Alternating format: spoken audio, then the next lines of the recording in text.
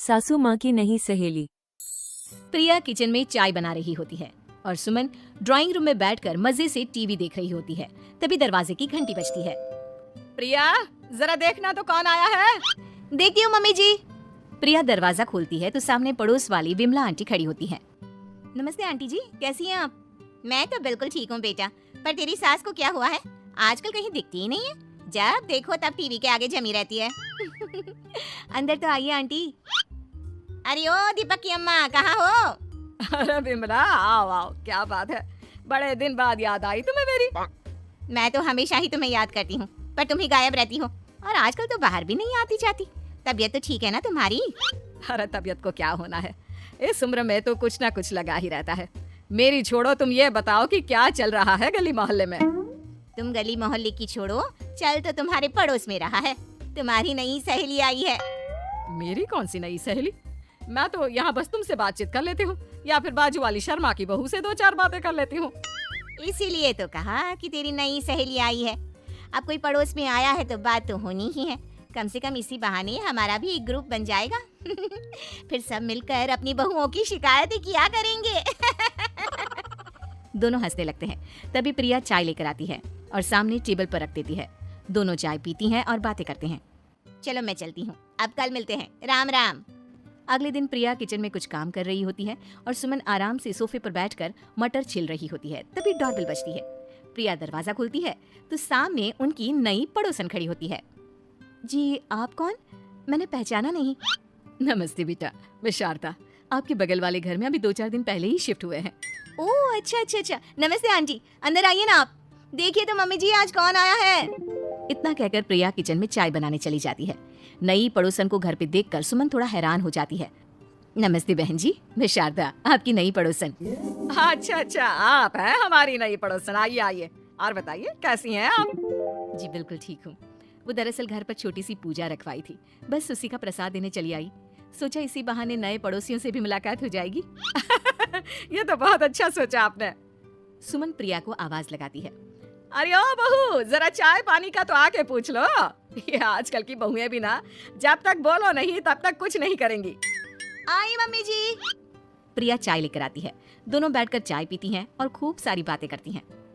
अच्छा बहन जी, अब मैं चलती हूँ, फिर मिलते हैं। अब तो आना जाना लगा ही रहेगा।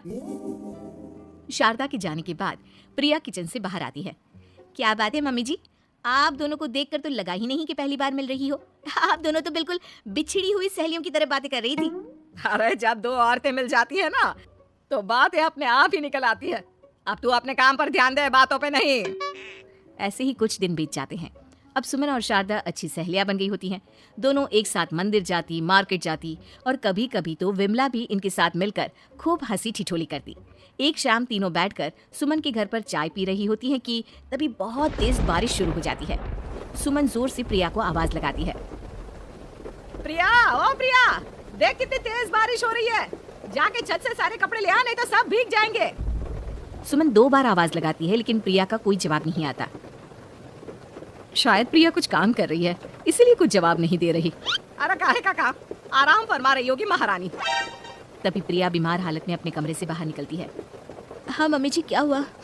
मेरी तबीयत थोड़ी ठीक नहीं है ना, इसलिए आग लग गई। अरे सारे कपड़े भीग गए और तुझे सोने से फुर्सत नहीं है। सबके सामने सुमन के मुंह से ऐसी बातें सुनकर प्रिया उदास हो जाती है और छत से कपड़े उतारने चली जाती है। सुमन, ये क्या बात हुई? प्रिया ने बताया ना कि उसकी तबीयत ठीक नहीं, इसलिए उसकी आंख लग गई। तुम भी ना खामखा उसे सबके सामने सुना दिया।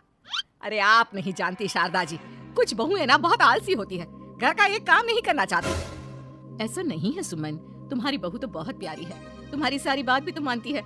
हाँ सुमन, तुम प्रिया के बारे में ऐसा क्यों सोचती हो? मेरी भी 2 बहुएं हैं, लेकिन मैं उन्हें अपनी बेटियों की तरह रखती हूँ। आखिर वो भी तो किसी की बेटियां ही है ना।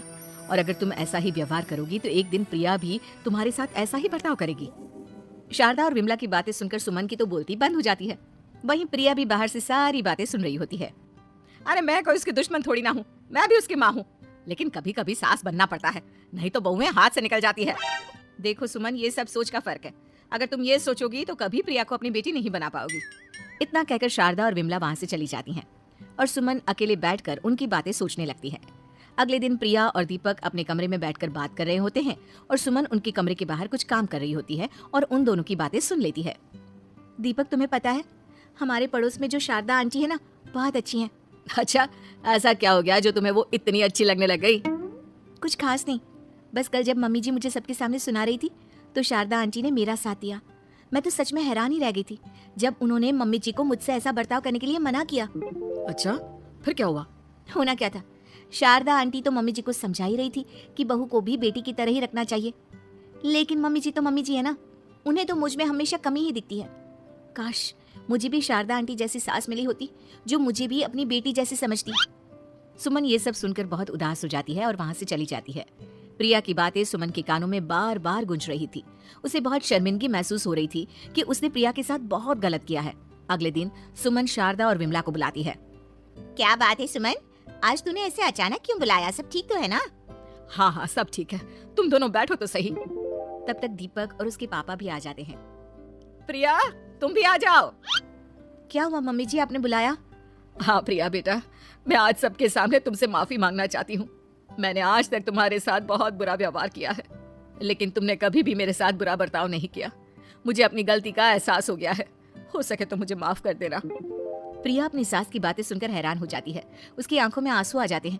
प्लीज मम्मी जी, आप मुझसे माफी मत मांगिए, मैं भी आपकी बेटी ही हूँ। वैसे एक थैंक यू तो मेरी नई सहेली को भी बनता है, जिसकी वजह से मुझे मेरी गलती का एहसास हुआ। शारदा बहन, आपका बहुत बहुत शुक्रिया जो आपने मेरी आंखें खोल दी। अरे क्या सुमन, तुम भी ना।